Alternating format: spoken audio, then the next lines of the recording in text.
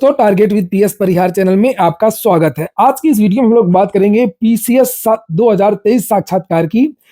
आज मेरी बहुत सारे छात्रों से वार्ता हुई है साक्षात्कार को लेकर के कि जो उनका साक्षात्कार था किस बोर्ड में था, आज के साक्षात्कार में किस प्रकार के प्रश्नों की भरमार रही और साथ ही विद्यार्थियों ने पीसीएस साक्षात्कार तक पहुंचने के लिए किस तरीके से उन्होंने तैयारियां की हैं। तो वीडियो को जल्दी से लाइक कर दें, शेयर कर दें और जिन छात्रों ने चैनल को अभी भी सब्सक्राइब न किया हो तो जल्दी से सब्सक्राइब कर लें ताकि आप लोगों को इसी प्रकार की ऑथेंटिक अपडेट से सबसे पहले मिलती रहे। पहले छात्रों से सुन लीजिए कि किस प्रकार के प्रश्न ज्यादा पूछे गए, थोड़ा संक्षिप्त में, उसके बाद में मैं आपको बताऊंगा। जी बिल्कुल। एक क्वेश्चन में से हिट एंड रन केस पर पूछा था कि वो किस बारे में है बेसिकली, और मेरे से पूछा गया था अर्थक्वेक जो अभी जापान में आया है और उसका और सुनामी का कोई लिंक है या नहीं। वन नेशन वन इलेक्शन का भी मुझसे पूछा गया था कि उस कमेटी को कौन चेयर कर रहे हैं और उसके क्या बेनिफिट्स हैं, और ये भी पूछा था कि कब तक इंडिया में वन नेशन वन इलेक्शन वाला कॉन्सेप्ट चल रहा था, जैसे 1967 तक साथ में होता था। तो ये क्वेश्चन थे और बाकी मेरा स्पोर्ट्स वाला ज्यादा पूछा उन्होंने थोड़ा, क्योंकि मैं नेशनल लेवल हैंडबॉल प्लेयर रही हूँ, तो वो उसके अराउंड था थोड़ा मेरा। उन्होंने पूछा था क्या हॉबी वगैरह के बारे में? नहीं, उन्होंने इंट्रोडक्शन पूछा तो मैंने उनको बताया कि I have been a national level handball player, तो उन्होंने वहां से उस चीज को पिक किया और उसी पर क्वेश्चंस पूछे। सर, मेरा साक्षात्कार था कल प्राज सर के बोर्ड में और मेरा जो इंटरव्यू का टाइमिंग था वो 20 से 25 मिनट के बीच चला है और बोर्ड बहुत फ्रेंडली है, बहुत अच्छा माहौल है, अंदर जो एनवायरनमेंट है वो काफी पॉजिटिव है। कुछ क्वेश्चन आपको याद आ रहे हो साक्षात्कार में जो पूछे गए थे आपसे? हाँ, साक्षात्कार में जैसे कुछ क्वेश्चन है, मतलब अगर देखा जाए तो जो मेंटली अप्रोच ज्यादा चेक कर रहे हैं, सब्जेक्टिव नहीं पूछ रहे हैं, और दूसरा जो करंट अफेयर्स है जैसे राम मंदिर का मुद्दा है और जो वॉर हो रहे हैं उनसे रिलेटेड भी क्वेश्चन था, और ये इंडिया को कैसे मतलब इफेक्ट कर रहा है और नेशनल और इंटरनेशनल इनका क्या प्रभाव पड़ रहा है, ये सारे इस तरह के क्वेश्चन थे। और क्वेश्चन इस तरह के भी थे कि अगर हम एसडीएम आप बन जाते हैं तो क्या सुधार करेंगे, और मतलब पुलिस प्रशासन की इमेज कैसी है आपकी नज़र में, और कुछ छोटे छोटे सवाल थे कि इनमें क्या डिफरेंस है। या बोर्ड मिश्रा जी का था जिसमें लगभग 30 मिनट तक चला था इंटरव्यू मेरा। अच्छा, 30 मिनट? जी। अच्छा, कौन कौन से क्वेश्चन कुछ याद आ रहे हो आपको? तो पहला क्वेश्चन मुझसे पूछा गया था मोरालिटी के बारे में कि सोसाइटी में मोरालिटी काफ़ी कम हो रही है, जो एथिकल स्टैंडर्ड्स ऑफ सोसाइटी हैं वो काफ़ी डाउन जा रहे हैं, उसको आप कैसे देखते हैं कि उसको कैसे इंप्रूव किया जा सकता है। और उन्होंने देखा कि जब मैं जॉब कर रहा हूँ एज ए एम्प्लॉयमेंट ऑफिसर, तो उनका क्वेश्चन था कि as a employment officer how will you change the society to change ethical code of conduct. तो उसके लिए मैंने कुछ जवाब दिए तरीके से काफ़ी संतुष्ट दिखे मुझे वो।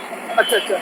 तो अब आप लोग जो है कुछ छात्र के साक्षात्कार से आप लोग समझ गए होंगे कि किस प्रकार के प्रश्न आज पूछे गए। हाइपोथेटिकल प्रश्न ज्यादा पूछे गए और चूंकि इस बार ऑप्शनल तो था नहीं, तो ऑप्शनल से संबंधित कोई प्रश्न नहीं पूछे गए। कुछ छात्रों ने यह भी बताया कि एकेडमिक से भी उनसे प्रश्न पूछे गए। अगर उन्होंने अपने इंट्रोडक्शन में कोई हॉबी वगैरह बताई है तो हॉबी से संबंधित प्रश्न पूछे गए। करंट के जो भी टॉपिक है राम मंदिर इत्यादि उससे संबंधित क्वेश्चन पूछे गए। तो कुल मिलाकर के जो करंट के प्रश्न हैं वो पूछे गए। बड़े प्रश्न जैसे मैंने भी बताया राम मंदिर इत्यादि, वन नेशन वन इलेक्शन से संबंधित बहुत सारे छात्रों ने बताया। अभी जो ट्रक की हड़ताल लगी थी उस कानून के बारे में भी पूछा गया विद्यार्थियों से, और अन्य छात्रों के भी साक्षात्कार देखिए। आगे छात्र बताएंगे कि कौन कौन से क्वेश्चन पूछे गए और ये भी बताएंगे किस तरीके से इन विद्यार्थियों ने पीसीएस के लिए तैयारी की, कौन कौन सी बुक्स ली इन्होंने और किन चीजों को प्राथमिकता दी। तो वीडियो को आप लोग जल्दी से लाइक कर दें, शेयर कर दें और जो नए छात्र हो तो चैनल को सब्सक्राइब भी कर लें। साक्षात्कार के बारे में बताएं, आप कैसा आपका साक्षात्कार, किस बोर्ड में था और किस प्रकार के क्वेश्चन पूछे गए? श्री प्रोफेसर राम प्यारे जी के बोर्ड में था।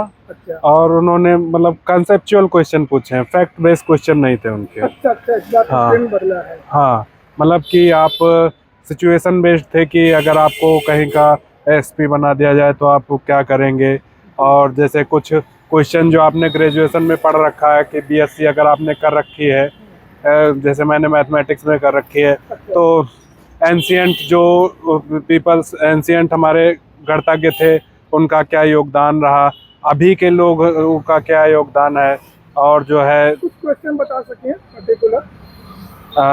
जैसे ये पूछा गया था कि अगर आप को हम एसडीएम बना दें और कहीं मारपीट हो रही हो तो आपका एक्शन क्या होगा। ये सिचुएशन बेस्ड क्वेश्चन हो गया।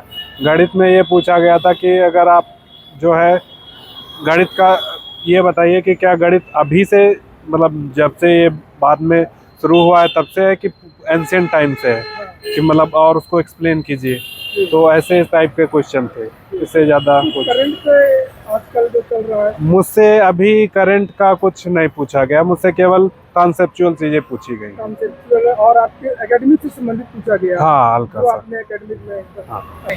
मेरा नाम आकाश है, मैं लखनऊ से आया। जी सर, आप साक्षात्कार के बारे में बताएं, किस बोर्ड में था और किस प्रकार के क्वेश्चन पूछे गए आपसे? मेरा बोर्ड ए.के. शर्मा सर के वर्मा सर के बोर्ड में पढ़ा था जी। और इंटरव्यू अच्छा हुआ मेरा। उन्होंने काफ़ी लंबा और एक कंफर्टेबल माहौल उन्होंने क्रिएट किया था। पहले मुझे कंफर्टेबल किया उन्होंने कि आप नर्वस मत होइए, आराम से बैठिए, और काफ़ी हंसनुमा माहौल था, हंसी खुशी इंटरव्यू हो रहा था। कुछ क्वेश्चन याद आ रहे हो, जैसे कौन कौन से क्वेश्चन आप पूछे गए? हाँ जी, उन्होंने इमोशनल